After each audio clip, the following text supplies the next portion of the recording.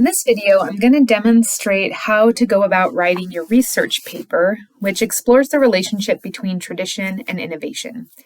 Now, the first step is to choose a pairing from the handout that you were provided. Now, for my pairing, my traditional piece is going to be Albert Bierstadt's Among the Sierra Nevadas. Now, one of the requirements of this paper is to define the terms tradition and innovation. So for this paper, I am operating according to the following definition. Tradition is a way of doing something that has existed for a long time among a particular group of people. So in this case, the way of doing something is depicting the natural world around us, and the group of people are Romantic painters and their forefathers. Albert Bierstadt was a second-generation American landscape painter. Well, he was German, but he was painting in America. Now, the fact that Bierstadt was a second-generation painter for the Romantics in America, this is already indicating tradition because he's carrying on the style of earlier American landscape painters such as Thomas Cole and Frederick Church. Here's an example of a Cole painting. So what was it exactly that Bierstadt was carrying on? Romantic landscape painting went along with the wider aims of the Romantic style in general to create works of art that were atmospheric, complex, and dramatic. In the case of nature, this translates to idealized landscapes, nature at its absolute perfection, not necessarily as it actually was.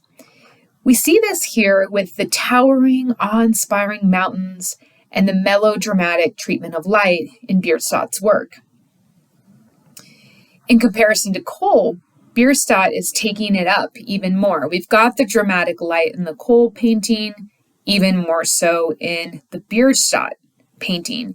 And in fact, Bierstadt was so well known for his very dramatic light that he has a term that's associated with his work, and that term is luminism.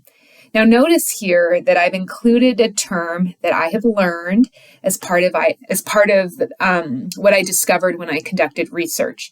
So I strongly would recommend you replicating that strategy in your own paper. If you come across terminology, put it in your paper, define it. Now let's compare these two works, Cole and Bierstadt's. We can see they both have, in addition to dramatic light, natural forms such as mountains and trees that are tall and looming. You've got this striking expanse of sky and a sense of peace and serenity despite the intensity of these landscapes, the visual intensity. Romantic landscape painting was categorized according to three ways: pastoral, picturesque, and sublime. Pastoral is a term we're familiar with. We learned about this term in our Venetian style lecture. The pastoral is this harmony between man and nature. Picturesque means lovely to look at. So both Cole and Bierstadt's work fit this term. The point of these two landscapes was to evaluate the ways in which man controls the natural world and to provide evidence to the viewer that nature can be a source of spiritual and aesthetic sustenance. The third category, which may or may not fit here, I think you can argue in both ways, is the sublime. And in this case, with the sublime, nature is something thrilling, and it's thrilling because it's almost like potentially dangerous. Now, when you're writing your paper, you can't use another work of art from the same style as your traditional work to argue for a tradition. So I can't use another American Romantic painting to talk about, how this Bierstadt Romantic painting is traditional. So far, I've provided context, but I've not really addressed the topic. I've talked about the Romantic style, but I need to talk about ways in which it's traditional, ways in which it's linked to a past style.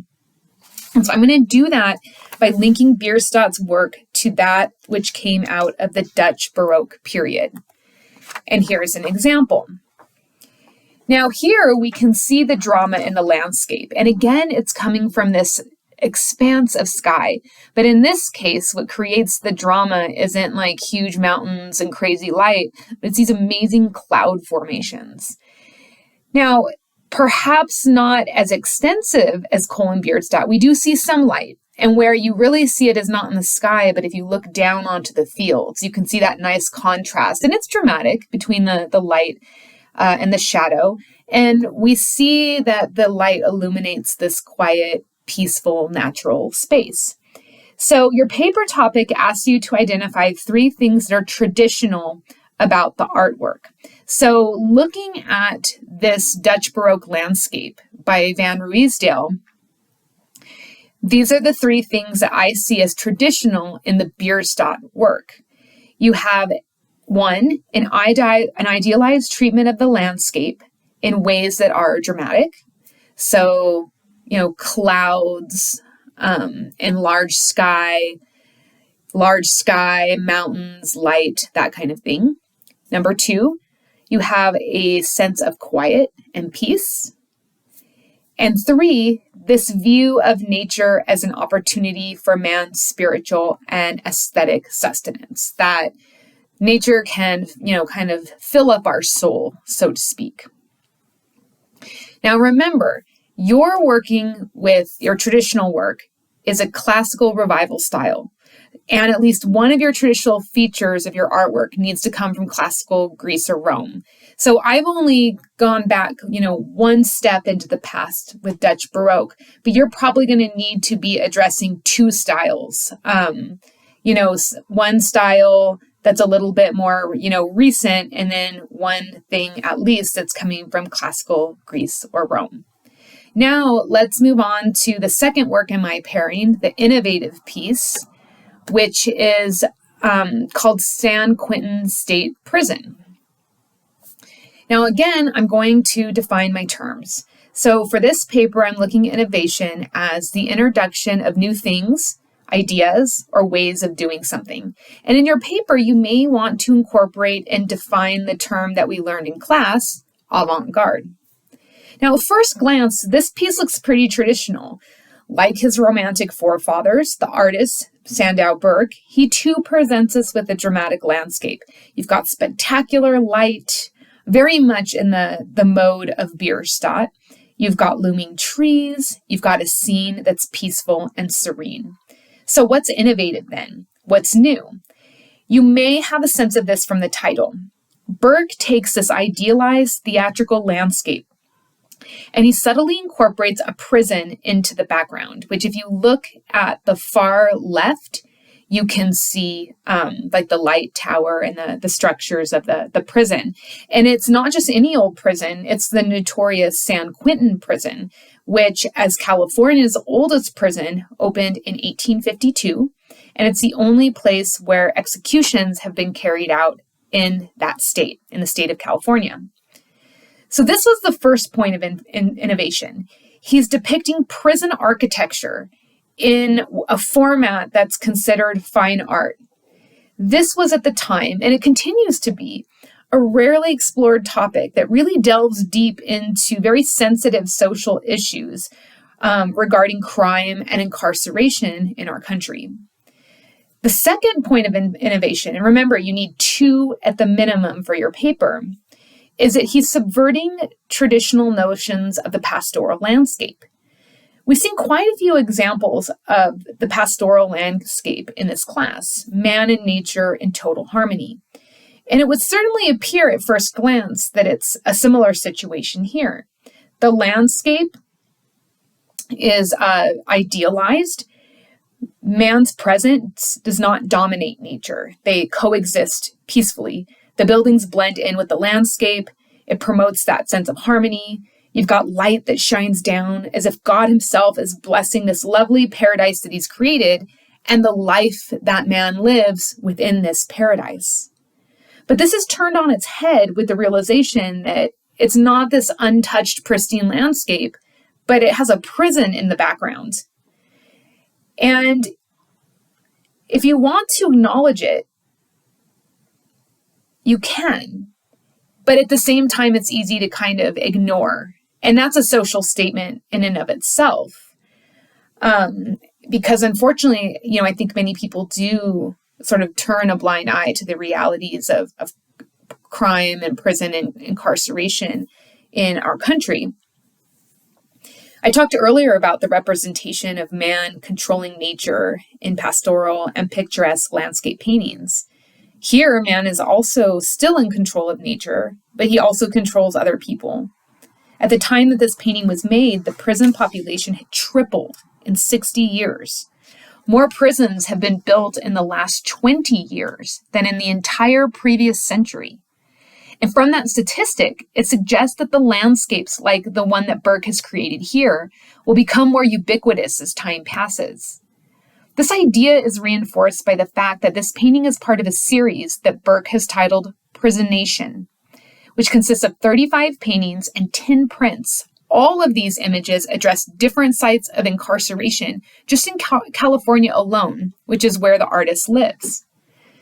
We learned in our Romanticism lecture that the American landscape paintings of this time were celebrations of manifest destiny, a promise of utopia if Americans settled westwards, a patriotic and spiritual task that both the leaders of this country and God himself had set upon the American settlers. But with Burke's painting here, we have this false utopia, and we see the eventual impact of manifest destiny, not only on the landscape, but on the psyche and the very freedom of the American people as well. So for the conclusion, you're asked to address a specific set of questions that will guide your final analysis of this topic. How do you see the past and present overlapping in the two images that you're working with? How does this contribute to the development of art over time? This topic demonstrates that the past and present are not mutually exclusive. They can coexist. We have seen a trajectory here from the Dutch Baroque painting from the 17th century to American Romantic landscape painting from the 19th century to postmodern American painting in the 21st century. And in this trajectory, we have the common vein of dramatic landscape. Over time, these breathtaking images of natural beauty are co-opted to address social issues of the time. Manifest destiny in America, and later, incarceration in America. Much of the visual language remains the same. By visual language, I mean like dramatic light, large, natural forms like trees or mountains, that sort of thing. So the visual language remains the same over time, but the dialogue changes. Tradition is helpful because it's familiar. Innovation, and it keeps us comfortable. But then you have innovation that pushes the envelope a bit. Innovation helps to put us outside of our comfort zones so that we can grow. In the case of the paintings analyzed in this paper, Burke's work contributes to the development of art over time because it applies tried and true forms of art making to topics that are relevant today. It encourages the viewer to move away from enjoying art as a pleasant visual experience, as this thing of beauty, and to look at the parts of life that aren't so beautiful. Like Bjørnstad, Burke took this intense landscape and he made it political. But he goes beyond Bjørnstad. This is what makes his work innovative, by doing this in a way that is tinged with a bit of satire, which is typical of Burke's work in general. He presents to us a landscape that is wholly modern, one that is no longer pristine, but populated by a large prison. In the end, man is not exalted. He has been confined behind bars. Now, I'd like to take this opportunity to remind you about the requirements regarding research. Don't forget that you are required to cite at least 3 sources in your paper that are either a book, ebook, or scholarly journal article. Just so you can see, I've highlighted my 3 sources that meet this requirement here. You don't have to highlight these in your paper. I just have them here so that you can see. I've got 3 sources. One's a book. One is a catalog entry from a publication, and then the other one is another book. So you can see, though, that I did also use websites as well, and you'll probably have to use websites for your research, but the websites don't count towards the 3 required sources. And of course, if you're working on your paper and you're not sure if a source would count as a website or an article, just run it by me and I can let you know. Now, a couple other things. Notice that my Works Cited page is in alphabetical order by author's last name or by article title, like you can see on the last source there, article title if no author is listed.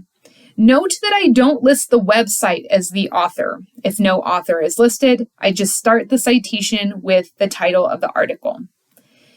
Now, you do need to cite sources for your definitions. If you take the definition from an actual dictionary rather than online, it cannot count as one of your required sources. Looking up a definition isn't research. Now, don't forget, you are going to be graded on the accuracy of your formatting. In your research paper module in Canvas, if you scroll down to the bottom, you'll find it. There are a couple of quick guides there, one for the MLA format, one for the Chicago format. And you can choose which format you want to work with, whichever one you feel most confident with. You just want to make sure that the Works Cited page and your in-text citations are accurate. Other things to pay attention to, and you'll notice this here, with each entry, any line after the first is indented, and make sure to end each entry with a period. Good luck with your paper.